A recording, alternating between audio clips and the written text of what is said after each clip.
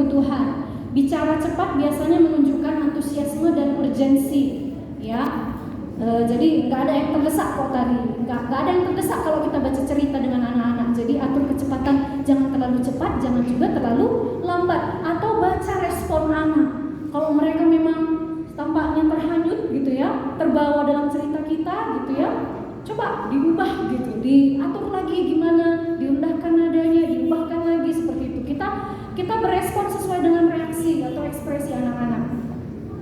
Bicara lambat memberikan penekanan. Pada saat lambat berarti ada penekanan, memberikan jeda dalam memberikan penekanan. Kasih jeda, ya, kasih jeda, jangan terburu-buru seperti itu.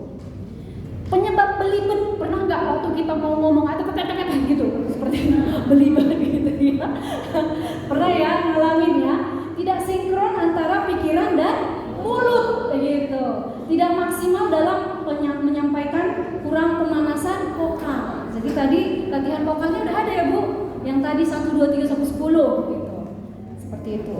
Atau yang tadi ada latihan tiup-tiup lilin, tiup-tiup, tarik napas 30 detik, tarik napas yang dalam, hitung berapa detik, buang sampai berapa detik, buangnya dari mulut, dari atas ya. Dari atas, jangan dari bawah. Dari mulut tapi ya. Oke, ekspresi wajah. Ini ekspresi. Jika berbicara pastikan mata tidak terpaku pada satu benda atau pada satu orang gitu ya. Harus menyebar. Kalau nggak percaya diri menatap mata audiens kita, anak-anak kita, tatap keningnya atau tatap bagian atas kepalanya. Orang yang kita lihat, dia pikir dia yang diperhatikan, padahal ada ubannya sehelai di atas berdiri. Padahal keningnya yang kita perhatikan. Oke. Kemudian hindari kecenderungan menggeleng-geleng kepala. Aduh berisik kan Bu, kalau misalnya selama saya cerita tadi kan begitulah geleng-geleng kepala. Ini bukan rock and roll gitu ya, bukan bernyanyi rock gitu. Kemudian biasakan tersenyum. Kita latihan senyum. Ada alat tulis? Ada. Oke. Senyum yang baik itu begini Ibu. Ambil pensil atau alat tulisnya, punya sendiri, bukan punya tetangga. Sudah? Gigit.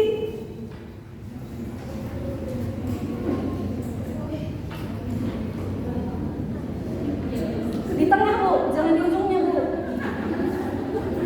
Jangan kuat digigit ya Bu, rusak nanti pulpennya terus pensilnya ya. Saya tahu Ibu sudah terbiasa makan belau. Ya, dia nih gigit, tarik ke arah mata supaya matanya menyipit sedikit. Beda Bu, orang senyum matanya menyipit dengan orang senyum itu nggak senyum, tampak dia nggak tulus. Tapi kalau Ibu latih begini, menyipit mata, kita tahu Ibu tulus walaupun tulus Ibu dibuat-buat.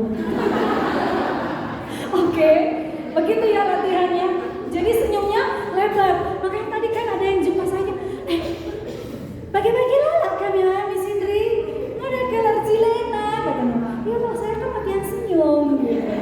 Senyum lebar dia, ada gigi ompong pun nggak peduli, yang senyum gitu. Oke. Ini dia ya, face, wajah ketika ngomong sama anak-anak. Kalau pada saat kita misalnya menekankan sesuatu yang menyeramkan, yang negatif, atau sesuatu yang menakutkan, sama menyeramkan, menakutkan ya, atau yang sedih, ekspresikan dengan wajah. Kalau sedih, si Ani ditinggal ibunya, Ani mencari-cari di mana ibunya, ekspresikan juga. Tapi karena dia diberikan es krim, dia senang sekali. Tapi karena dia diberikan es krim, dia senang sekali. Beda ya. Yang harus diekspresikan sama anak-anak begitu ya. Wow,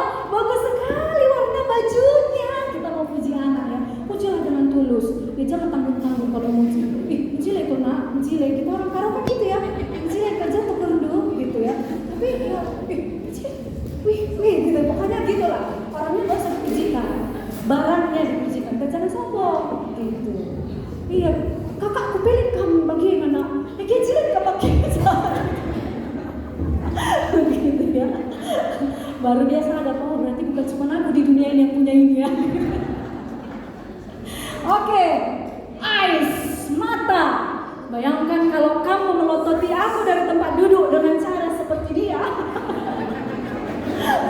Aku minta izin sama Pak, aku permisi Pak, duluan aku pulang. Seperti ini ya. Ya, mata. Kita harus punya kontak mata. Kontak mata pun jangan juga bikin orang mimpi buruk tengah malam ya. Ya, atur cara kita melihat orang lain gitu ya. Saya pernah jumpa teman, giliran saya bawa sesi ke tempatnya, mukanya muram aja, kayak nggak siap aja dia saya jadi narasumber gitu. Mungkin karena saya temannya gitu ya. Nggak tahu muram. Tapi kalau di luar sebelum acara yang saya bawa sesi gitu ya, dia ceria, ketawa apa segala macam. Tiba pas sesi muram, udah gitu kan. Saya pikir ini anak punya masalah. Ini apa masalahnya gitu ya. Tapi kalau saya lihat di sini ibu-ibu nggak ada yang mukanya muram-muram gitu, nggak ada. Semuanya sukacita. Gitu. Kalaupun ada muram, saya minta Tuhan bantu dia. Mungkin ada pergumulan yang sulit untuk dia lepaskan. Gitu. Kita doakan gitu ya. Oke, pentingnya senyuman ya ibu-ibu. Ini ada penelitinya loh. Coba bayangkan, untuk senyuman aja pun ada ahlinya, ada doktornya, ada profesornya. Profesor James W. McConnell dari Universitas Michigan, senyuman membuat manajemen, pengajaran, atau penjualan lebih efektif dan membuat orang lebih bahagia dalam mengasuh anak. Wajah yang tersenyum lebih bermakna besar daripada wajah yang masam. Iya. Ini luar biasanya kelas ini ya, ekspresif kita semua. Yang kaya kemudian wah.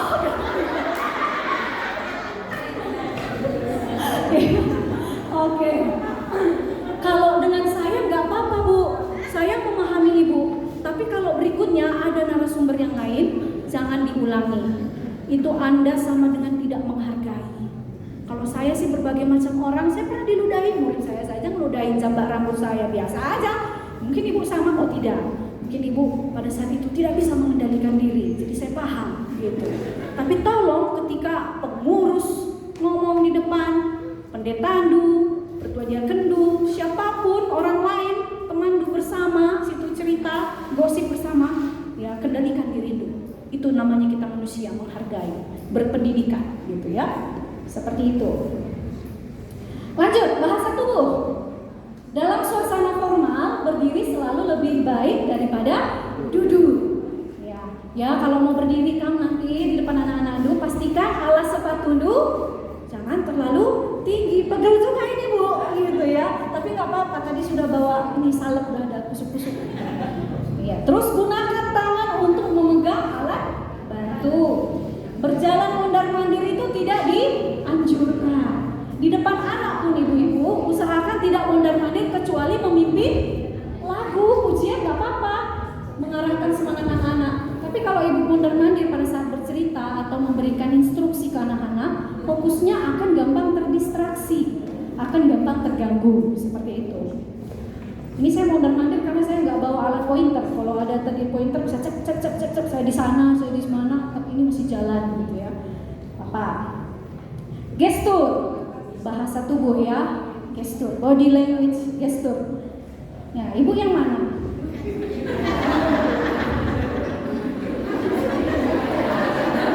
Ayo, coba evaluasi diri. Ibu yang mana? Ada yang begini? Biasanya kepala sekolah. Ini dong bagaimana laporan hendak pelan tanggal kadi kumpul. Kadi nanti sehari bagaimana? Oh, sikatannya gitu ya. Tapi enggak lah ya. Kalau sekolah GBKP, TK PAUD enggak ya? Enggak ada ini. Ini mungkin waktu ibu lagi masak, ya. Satu megang sendok, satu megang ini ya Bu ya.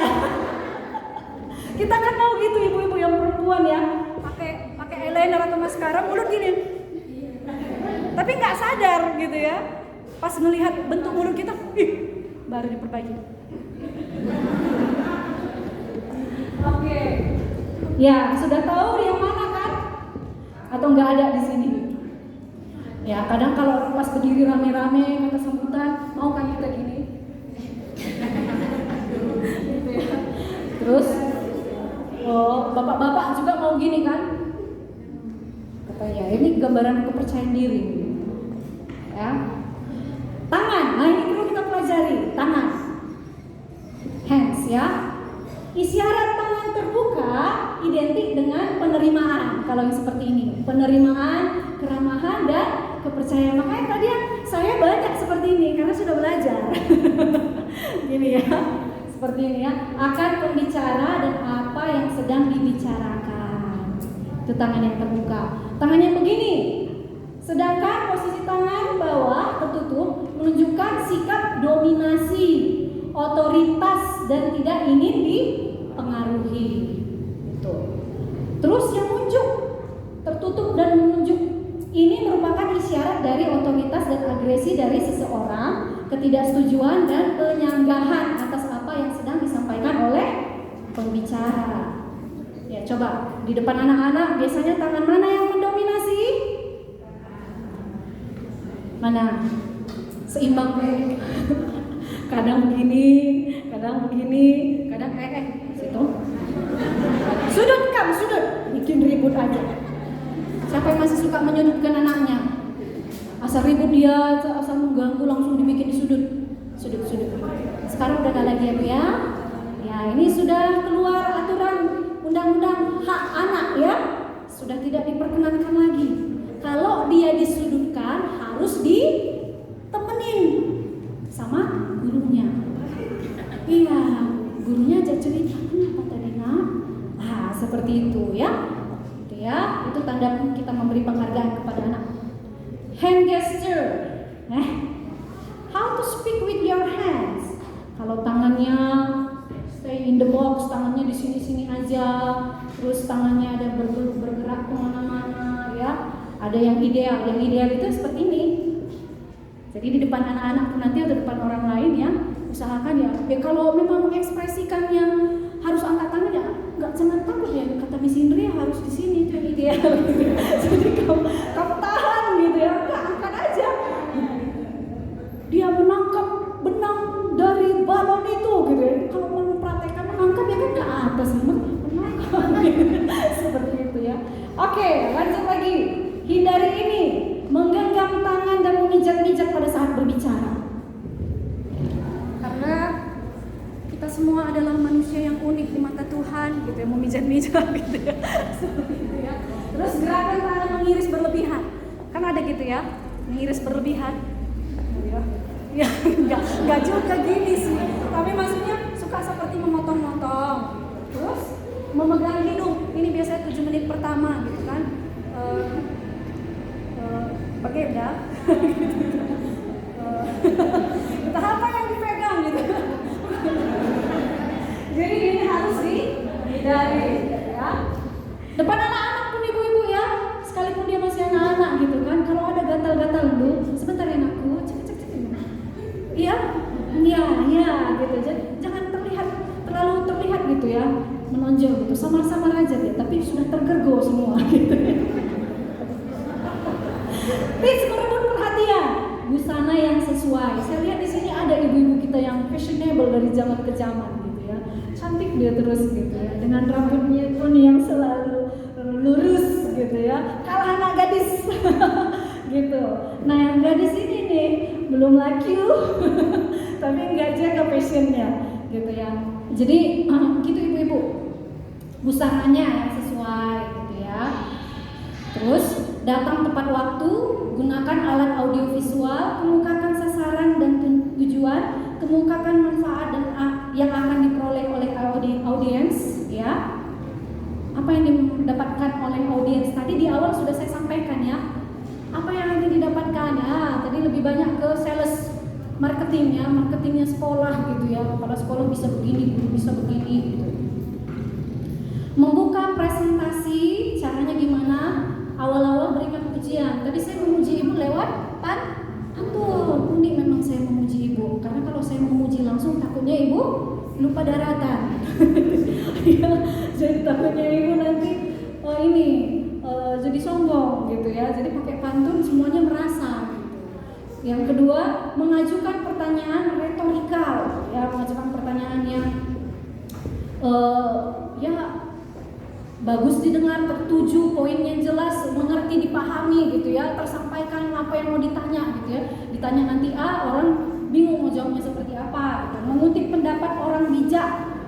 Tadi ada beberapa penelitian, kalau ibu mungkin orang bijak, Konghucu pernah berkata gitu misalnya kan, kawan-kawan lah ngomong, kalau sama murid kita ya jangan juga kata bijak, orang bijak pernah berkata, kita bilang kan bingung juga murid kita ya. Kemudian memberikan pertanyaan misterius yang membuat kita mikir. Ini ada nggak yang tahu pertanyaan misterius itu seperti apa?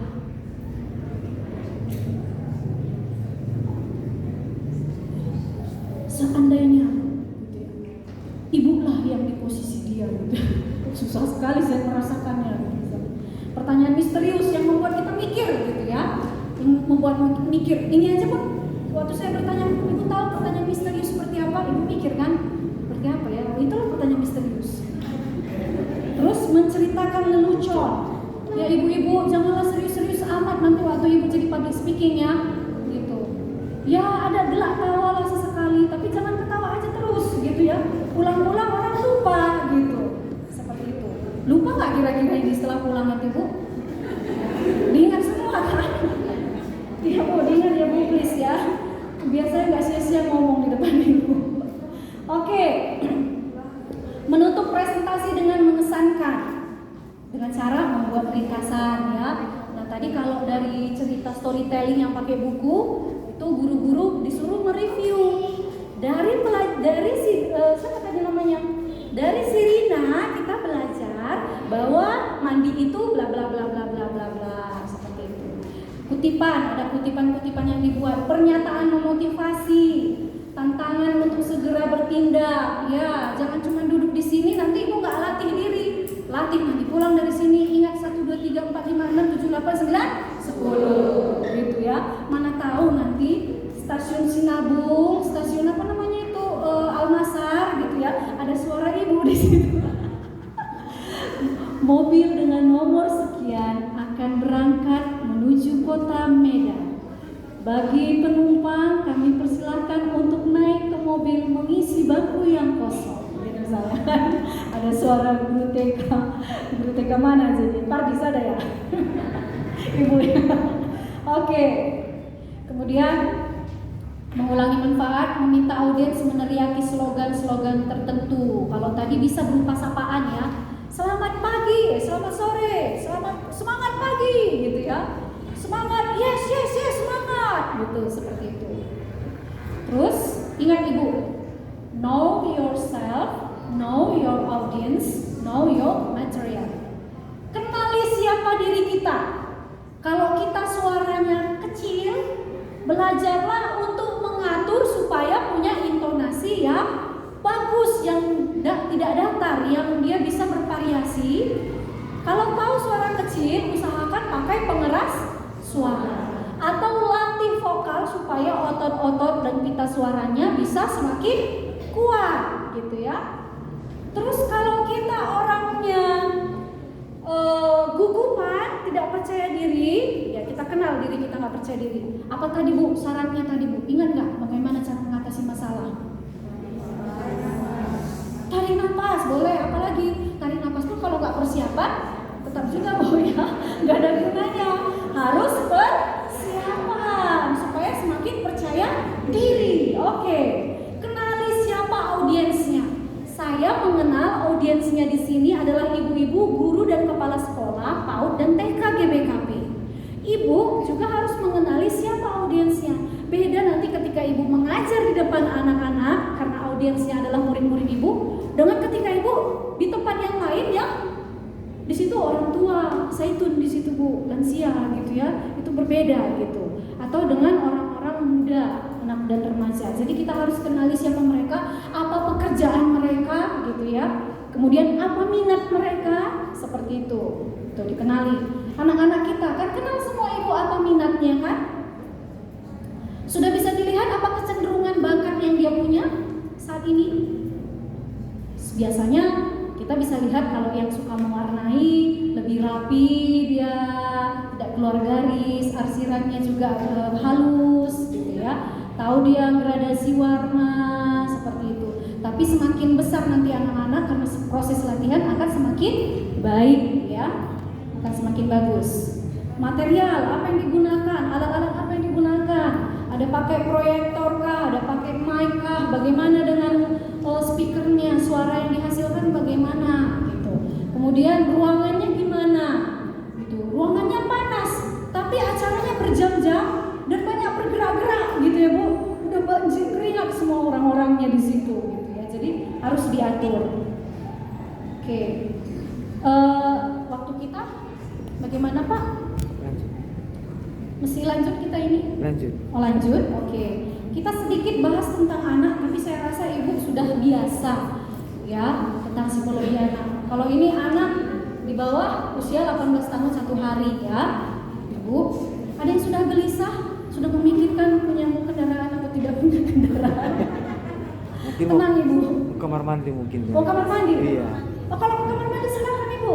Itu adalah hak asal ya, termasuk yang di dalam kandungan adalah anak. Baiklah, kita belajar lagi tentang ciri-ciri anak usia 2-3 tahun. Ada nggak murid di sekolahnya usia 3 tahun? Nggak bisa lagi. Oh, kalau TK nggak bisa ya? Iya, kalau TK nggak masuk dia ya, 4-6 tahun ya? Iya. Tapi kalau PAUD bisa. Bisa. Iya, kalau PAUD bisa. Tapi PAUD kita ada nggak murid kita usia ini, Bu? Ada ya. Kalau di PAUD kita juga ada di usia ini, usia paling muda itu 2 tahun yang kita terima gitu ya. Ciri-ciri mereka jasmani gini, mereka itu sangat aktif, gak bisa diam. Oleh sebab itu, kalau anak-anak Ibu mau mempraktekkan public speaking ke depan anak-anak usia 2-3 tahun ini, Ibu harus benar-benar bersiap dan latihan. Ibu harus pakai media yang betul-betul membuat anak tertarik dengan Ibu, baik itu gestur maupun alat yang Ibu pakai. Seperti itu. Gitu ya, kalau hanya mengandalkan berdiri di depan anak karena mereka masih lagi masa-masa explore ya. Ya ini usia-usia ini kalau kita pakai rok, anaknya pun bisa masuk ke dalam rok. Mana si Adit gitu kan. Bah, dia katanya lah rok gurunya gitu kan. Karena dia lagi eksplorasi dia, senang melompat-lompat, belum dapat mengatur persendian ototnya. Jadi kalau lompat pun dia nanti kan gitu ya, menggur-gur dia seperti itu. Atau ada yang jatuh ke depan, berdiri lagi gitu. Kemudian belum bisa duduk, tenang ibu-ibu.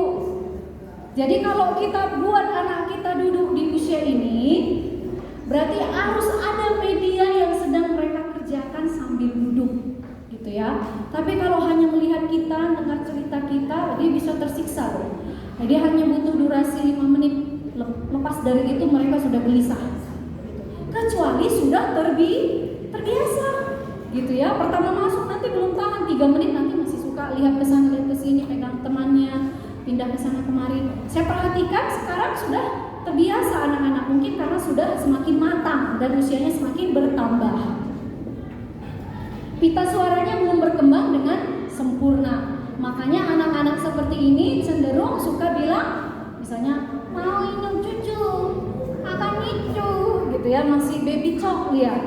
Tapi hati-hati ibu-ibu, jangan gara-gara murid kita pita suaranya masih menggemaskan, kita pun ikut-ikutan baby talk. Oh cini nak, oh cini.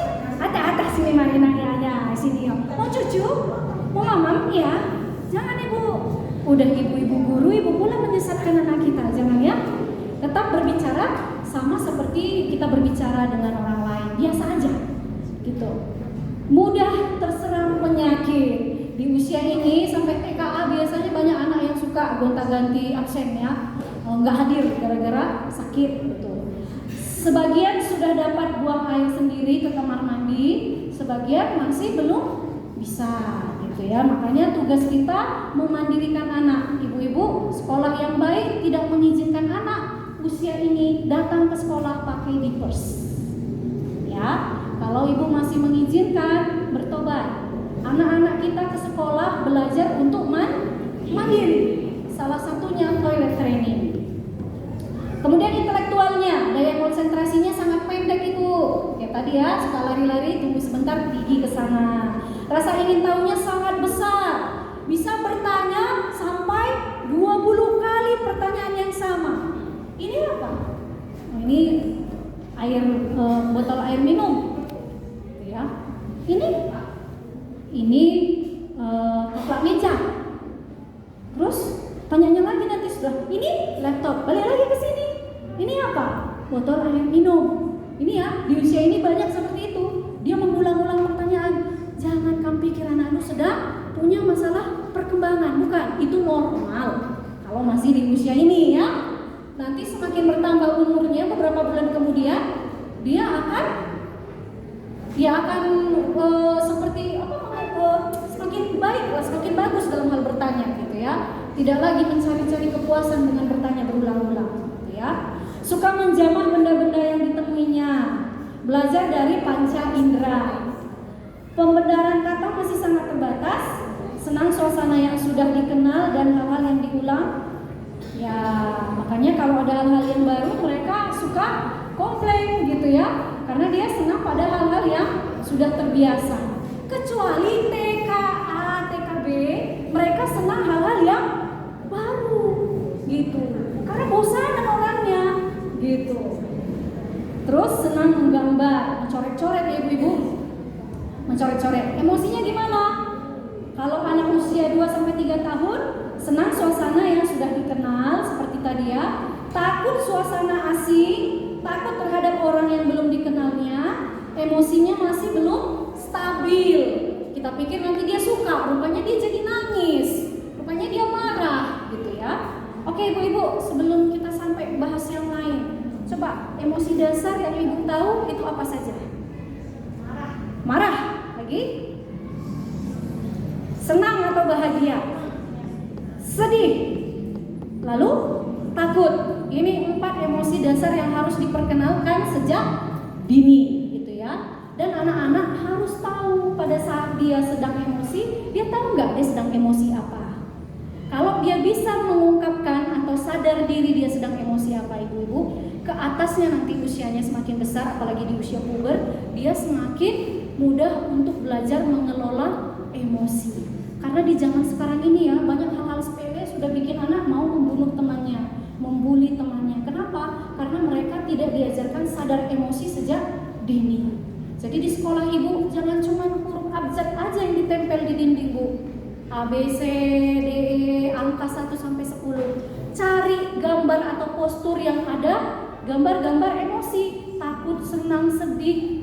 Ya, atau ibu bikin sendiri, kalau pakai emoticon yang kuning-kuning itu juga boleh. Tapi saran saya lebih bagus yang menyerupai hal-hal yang real.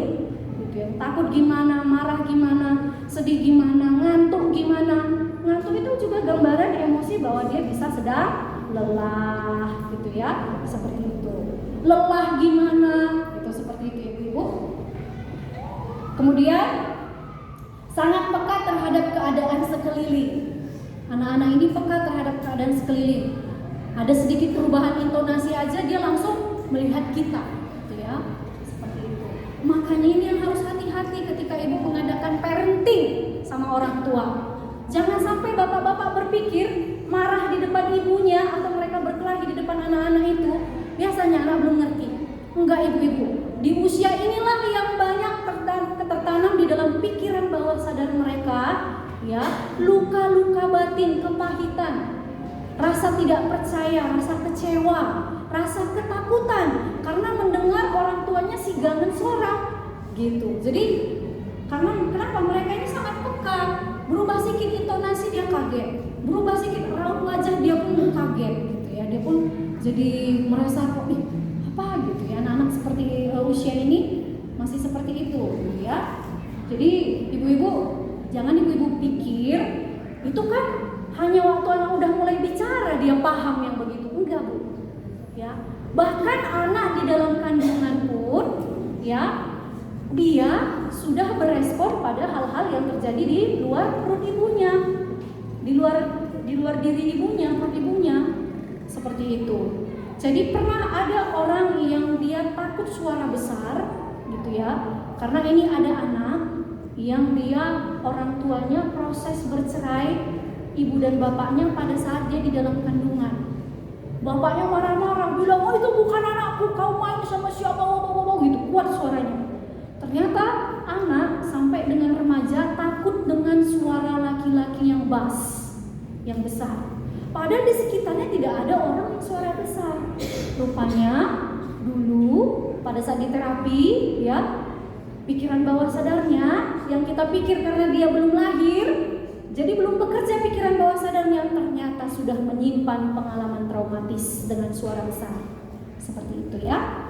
Sosial, sifat ketergantungan masih besar, ya, masih belum mandiri ya. Kemudian kecenderungan ingin menonjolkan sifat kemandirian, ada juga nggak mau dibantu, nyusun mainan nggak mau dibantu, tapi datang gurunya karena kurang rapi dibantu gitu ya, anaknya jadi marah gitu ya. Ada kan anak-anak suka nyanyi, terus kita bantu nyanyi gitu, karena kita juga suka nyanyi, dimatikannya gitu kan, diam-diam atau dipukulnya kita gitu. Dia nggak mau dibantu gitu, seperti itu. Egosentris.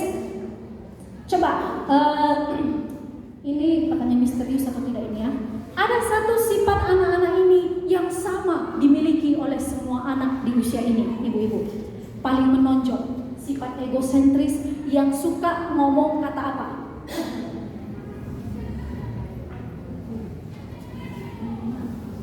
Ya? Jawabannya sudah ada lah, Bu, udah nggak misterius lagi. Tidak, enggak. Di umur ini anak-anak yang suka apa-apa, enggak mau, enggak. Nah, pernah nggak gitu melihat siapa ibu yang sudah punya pengalaman punya anak usia ini? Mau ini? Enggak, udah lupa, kalau mungkin udah lupa ya, udah lewat ya, sudah lupa gitu ya. Anak yang suka bilang enggak, itu anak-anak yang sedang masa egosentris usia ini. Ini kita lewat ya. 4-5 tahun, ini masuk ke TK ya. Pertumbuhannya sangat cepat dan banyak bergerak. Otot besarnya dan otot kecilnya berkembang dengan baik. Makanya ibu-ibu, anak-anak di usia ini dibanyakin kegiatan seperti merangkak, merayap, jalan jongkok, aktivitas fisik. Karena di sini proses belajar melalui otot-ototnya, gitu ya. Pengalaman dia nanti mentalnya kuat itu dari dia jatuh lalu bangun kembali, bangkit kembali. Kalau luka kakinya sakit ya sakit gitu ya, bilang sama anak, nanti kita obatin. Setelah diobatin dia pasti sembuh. Seperti itu ya. Jadi diajarin sama anak-anak untuk bangkit. Waktu jatuh pun jangan berlebihan. Banyak ibu guru dan juga orang tua jatuh muridnya, sudah baca. Gitu. Apa? Siapa yang buat? Gitu. Dipukul semennya. Ini tadi jangan lagi kamu nangis ya. Oh, udah ibu pukul. Gitu. Itu salah ya. Nggak ada ya yang bikin seperti itu ya. Gitu ya. Atau temannya tadi kan, iya Bu, tadi dia itu Bu yang dorong aku. Gitu. Itu ibu-ibu biasanya gimana nyelesainnya? Panggil dulu anaknya. Habis itu? Iya. Nanti kalau dia nggak sengaja gimana? Nggak sengaja tadi Bu, gitu. Terus ibunya bilang apa dulu? Siapa tadi yang mendorong, tanya. Udah tahunya langsung mau minta maaf. Oh biasanya gitu ya. Baik kali Bu, sekolah mana ini Bu anaknya? Sekolah Grasi Singa. Oke, ya. Ada lagi nggak yang lain kasusnya? Justru setelah dipanggil gitu kan, nggak sengaja tadi aku Bu. Gitu aja jatuh kok, didorong lagi kawannya tadi.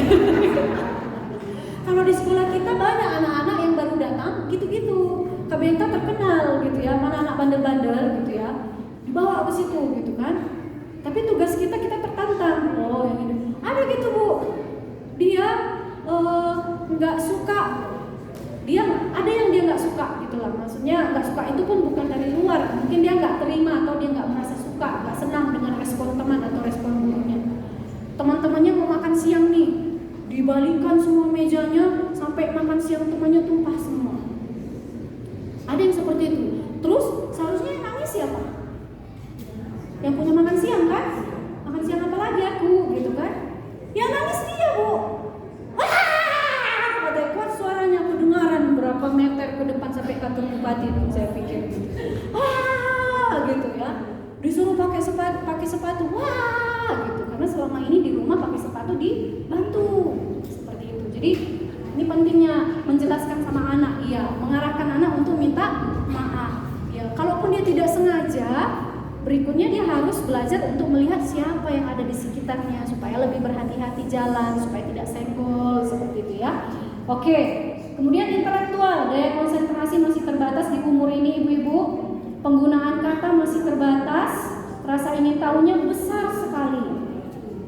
Imajinasinya kuat sekali, belum dapat membedakan cerita yang nyata dengan dongeng. Gitu ya. Tapi nggak apa-apa kalaupun kita pakai dongeng untuk memperkenalkan tentang karakter-karakter. Memang masih imajinatif anak-anak ini. Ya, masih pra-operasional konkret ya. Senang mendengarkan cerita, bisa menyebutkan istilah Alkitab meskipun tidak mengerti arti sebenarnya. Senang bertanya dan rasa ingin tahunya sangat kuat ya. Emosinya tidak stabil ya usia ini ibu-ibu ya. Gejala marah-marah mulai berkurang. Ada suatu rasa takut, masih ada punya rasa takut ya. Ada mungkin yang takut kamar mandi sendiri, makanya anak usia ini mau ke kamar mandi gerombolan gitu ya. Tapi harus kita ajarkan mereka untuk antri gitu.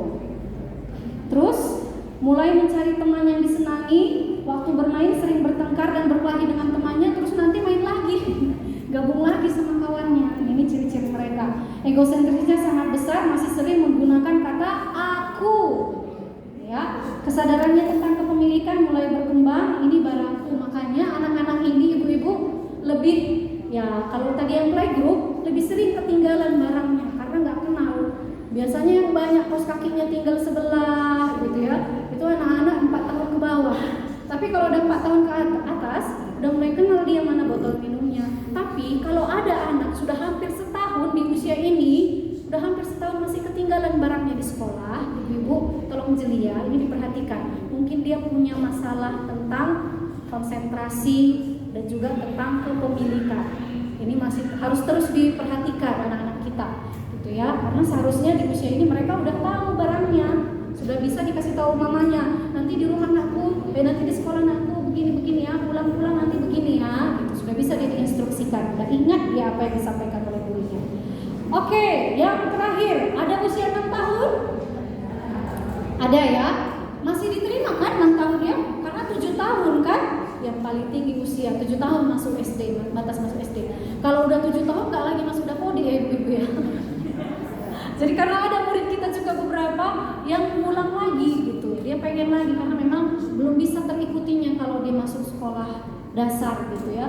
Ternyata datanya tidak bisa diterima gitu ya. Oke, nggak apa-apa, yang penting tetap layani gitu ya. Dapat tidak dapat tambahan bantuan nggak masalah, kita masih bisa mendidik, mengarahkan anak, masih dicukupkan Tuhan. Ya, jasmaninya ya pasti di usia ini lebih kuat. Ya, walaupun daya khayalnya kuat, tapi sudah mulai berpikir lebih konkret ya, seperti itu. Konsep waktu dan ruang masih terbatas, makanya anak sampai kelas 1 SD, ibu-ibu, dia masih susah membahasakan mana yang kemarin, yang semalam, beberapa hari yang lalu, yang minggu lalu itu masih belum pasti, walaupun ada yang sudah berkembang ya. Ada murid-murid yang memang masih, aku tadi pergi ke Laulas gitu, tapi tadinya itu adalah minggu lalu gitu ya. Anak-anak masih seperti itu dia. Untuk intelektualnya, daya pikirnya masih terbatas ya. Emosinya cenderung suka melamun di usia ini ibu-ibu.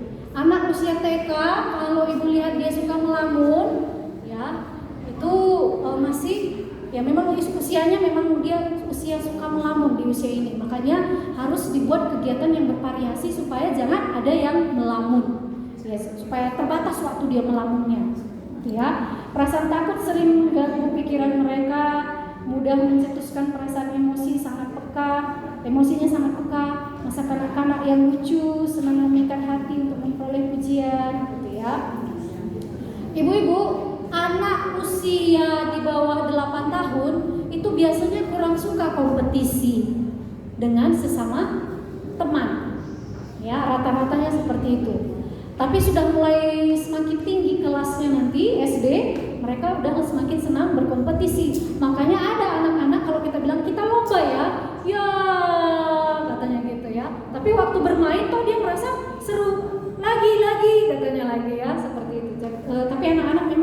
dia mengeluh karena dia kurang suka berkompetisi.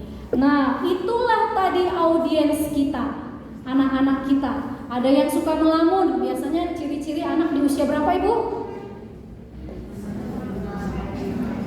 6 sampai 8 tahun tadi ya. Ada anak yang suka bilang enggak. Itu usia berapa? Ya kalau dia ototnya masih lemah itu di usia berapa, Ibu? Iya, yang kita suaranya juga masih lemah itu usia berapa? Udah tahu lah, gampang lah ya. Oke. Nah, cara memukau sejak menit pertama. Ini ada trik. Sampaikan tentang PPH. Apa itu PPH? Ayo. P pertama, perasaan. Jadi pertama ketemu sama anak, sampaikanlah perasaan kita. Apa yang kita rasakan melihat dia? Senang sekali Ibu melihat kalian pagi ini. Luar biasa, segar-segar semua. Dan sepertinya tadi kalian dari rumah sikat gigi semua ya. Nggak ada yang bau napasnya. Ya, ada perasaan senang.